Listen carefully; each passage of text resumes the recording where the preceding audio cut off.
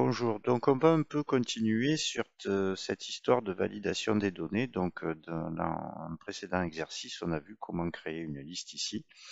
Et par exemple, dans les colonnes suivantes, je veux que la personne indique une date entre deux bornes et une note, par exemple une note d'élève.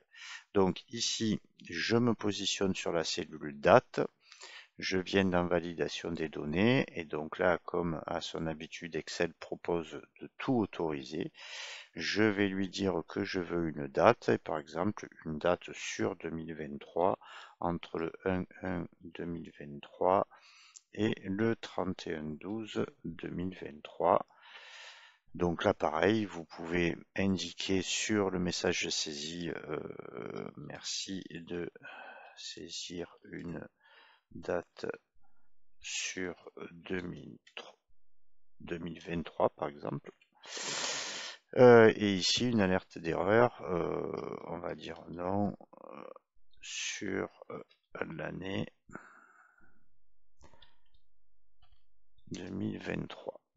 Je valide, donc là, voilà, petit encart.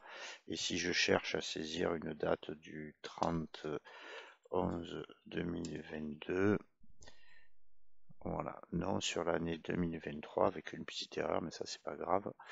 Donc ici, et la personne ne pourra rien saisir d'autre qu'une date sur l'année 2023, donc le 6-3-2023, et là vous voyez que ça passe. Pour les notes, ça va être pareil, à part que je vais lui demander de saisir une note entre 0 et 20, donc de la même manière, validation des données.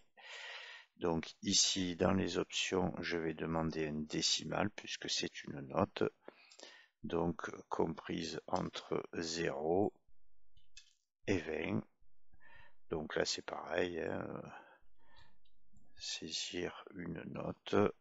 Sur le principe, une note est sur 20, mais on peut l'indiquer entre 0 et 20.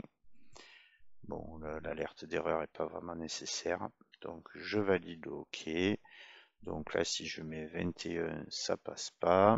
Vous voyez, c'est ça qui fait que si vous mettez l'alerte d'erreur, il y a autre chose que cette erreur renvoyée par Windows qui est quand même pas très claire.